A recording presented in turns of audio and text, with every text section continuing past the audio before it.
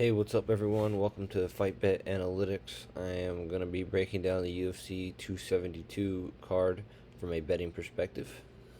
So let's get right into it. First off, we got Dustin Jacoby versus Michal Oleksiejczuk. So, both guys stand-up fighters. Dustin Jacoby was actually a glory kickboxer. He's had a lot of experience. He's been cut from the UFC and brought back. He's been on a good streak. He's won a few in a row here in the UFC. Michal Oleksiejczuk has kind of been up and down. He got a split decision win last time.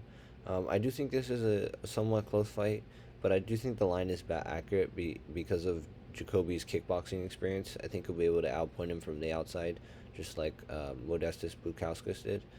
And I think he'll be able to, kick the legs, use straight punches, and win a decision. Moving on to the next fight, we got Ludovic Klein versus Devontae Smith. Um, both guys stand-up fighters. Both guys good prospects. Ludovic Klein came in as a really exciting prospect. People were really high on this guy, and then he lost two in a row to some pretty good guys: Mike Trezano, Nate Landwehr, and all of a sudden, people are all aboard the Devontae Smith train. They just totally forgot about Ludovic Klein. Devontae Smith. The thing about Devontae Smith is that he's a great boxer. In that first round, he's really good, but he starts to gas out as the fight goes on. And I think that Ludovic Klein will be able to use his superior kickboxing skills, and I think he'll maybe lose the first round, but after Smith gets tired, I think he'll be able to take the second and third round. So I definitely like Ludovic Klein as a plus 130 underdog, and I would definitely bet that. Next up, we got Tim Elliott versus Tagir Ulanbekov. So, Tagir Ulanbekov, obviously one of Khabib's teammates, trains with Team Khabib, and he's a wrestler. He's got good striking too. Um, Tim Elliott, on the other hand, more of a wild fighter, kind of has his own style, kind of throws unorthodox attacks, a good grappler, lots of submission attacks. I think that Tagir wins this fight, and I think he should be a bigger favorite. I think that Tim Elliott will be easily taken down here. I know Tagir didn't perform great in his last fight, but that was a really high level black belt that he fought, a much higher level jiu-jitsu guy than Tim Elliott. Tim Elliott has given up a lot of takedowns in his career, so I believe that Tagir will just be able to take him down all night long. Next up, not gonna spend too much time on this. Umar Nurmagomedov versus Brian Kelleher. Um, you know, Umar is a huge favorite, and rightfully so. This guy is just incredible. Just seeing what he did to Sergey Morozov. I mean, the sky is the ceiling for this guy. I mean, um, he just has such a bright future. And Brian Kelleher, he's good, but he's more of a journeyman. I do think it's just going to be domination. Ryan Kelleher gave up a lot of takedowns against Ricky Simone, so I do think he'll give up a lot here. Also, he got outstruck by Cody Stamann. I also think that if Umar wanted to outstrike him, he could do that too.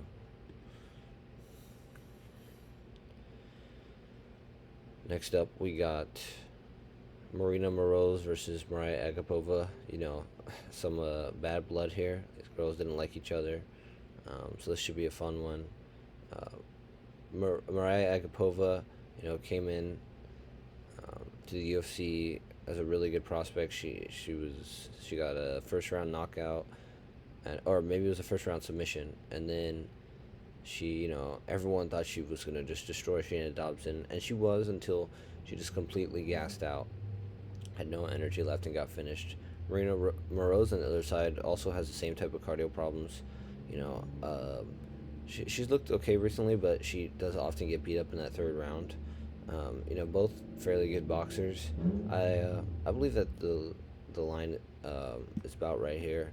The actual odds are Marina Agapova is about a minus 195 favorite. I think that's about right. I think that she'll have the better boxing, and I think that she has the better cardio if she can control herself. So I like Maria Agapova. Next up, we got Nick Negumereanu versus Kennedy Nzechukwu. So, Kennedy Nzechukwu, has started off his UFC career. He's been around here for a while now. He fought Darko Stosic. He's fought a lot of different fighters. Then he had that war with Carlos Ulberg, which he was getting beat up in, till Ulberg gassed out and he was able to finish him. Then he had the fight against Danilo Marquez where he was losing until he got the finish. Then he got finished um, by Daun Jung, and Nick on the other side. He's a wrestler with fairly good boxing. More of a sluggish kind of boxer. Had a split decision win over Alexa Kamer, then had the first round knockout over Ike Villanueva. I think this is a really close fight, and I think that Nick gets tired as the fight goes on, which plays into Nzechukwu's favor. So I'm gonna pick Nzechukwu slightly, but I feel like I only favor him slightly. So I think the odds are right. I would stay away from this one. Next up, we got Marina Rodriguez versus Yan Janan. So both girls strikers, both girls pretty good prospects. Yan Janan, everybody was really high on her until she lost that last fight to Carla Esparza. Marina Rodriguez on the other side been on a really good streak. She's got the wins over Michelle Watterson, Amanda Ribas, and Mackenzie Dern. She was able to stop the grappling attack.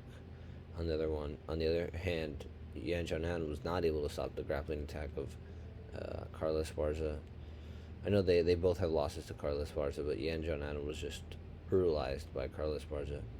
Anyways, I think this is going to be a striking fight, obviously, and I think I slightly favor Rodriguez, but we don't really know too much. I feel like this could be closer than people expect. I think this is a little bit of recency bias on the line here, so I think she's too big of a favorite. So I am going to pick Rodriguez, but I do not like the minus 260, and I would instead prefer the over 2.5 rounds at minus 250. Next up, we got Jalen Turner versus Jamie Mullarkey. Really good fight here. Jalen Turner had coming off that win over Uros Medic, almost knocked him out and submitted him. Jamie Mullarkey on a good streak here. Got the knockout over Devontae Smith. He basically tired him out, and I think that's what's going to happen here. Also, I think that Jalen Turner is a more technical, better fighter, but I really think that Jamie Mullarkey is more durable and will wear him out.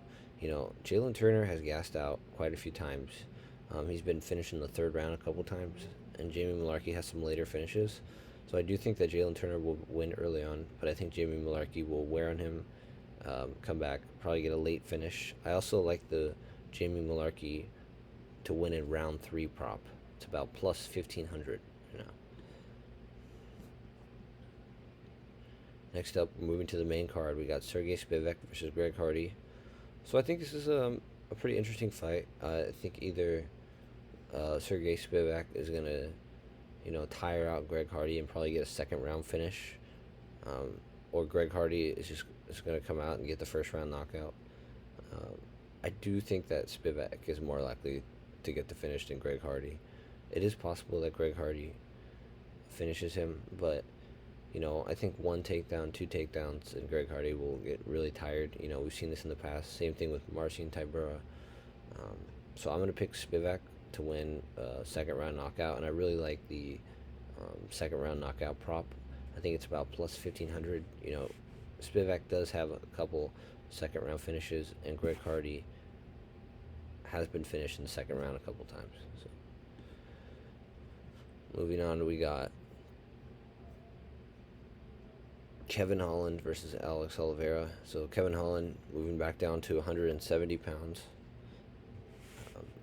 Alex Oliveira fought at welterweight on most of his career.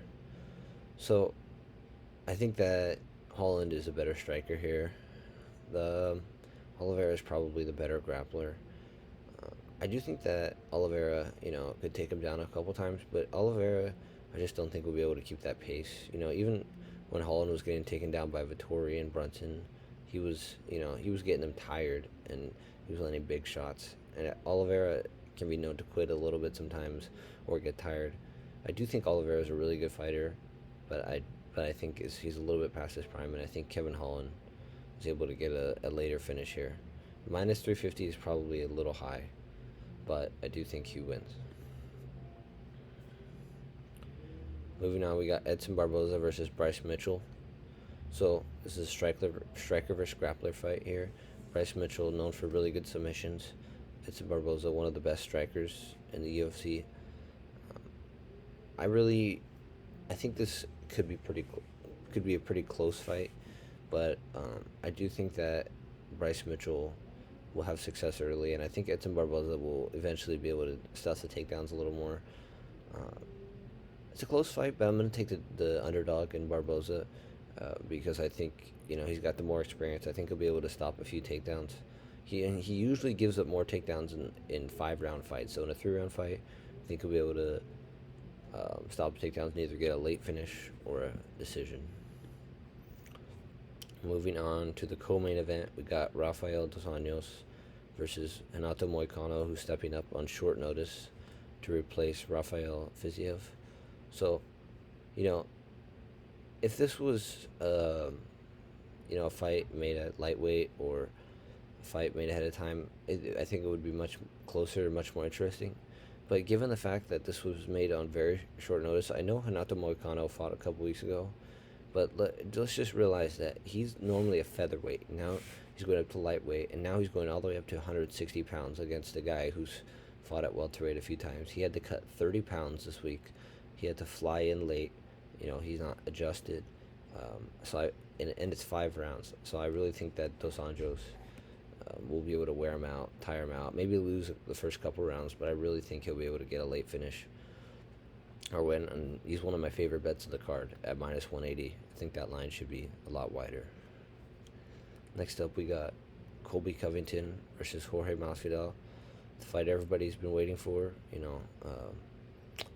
think it's going to be a fun fight for a little bit until Colby's probably just starts to wear him down. Colby's got pretty good striking, but his bread and butter is stay on the feet a little bit, shoot a takedown, shoot another takedown, land a couple shots, shoot another takedown, and I think that's gonna go very well against Masvidal. Masvidal is probably gonna swing pretty wild, try to get a finish. I do think that minus 350 is a little bit too expensive for Covington. I think that Masvidal could land a shot. Masvidal's got a good left hook. Usman dropped Covington with a couple left hooks. So I am gonna pick Covington to wear him out, win a decision through wrestling and pressure. But my favorite bet on this fight is to go either the over 3.5 rounds at minus 180 or the over 4.5 rounds at minus 130. So those are my favorite bets on that fight. So there you have it, guys. That is my full betting breakdown for UFC 272 Covington versus Masvidal. If you want to see my official bets and official plays, go check out my Instagram at FightBetAnalytics, and thank you for listening.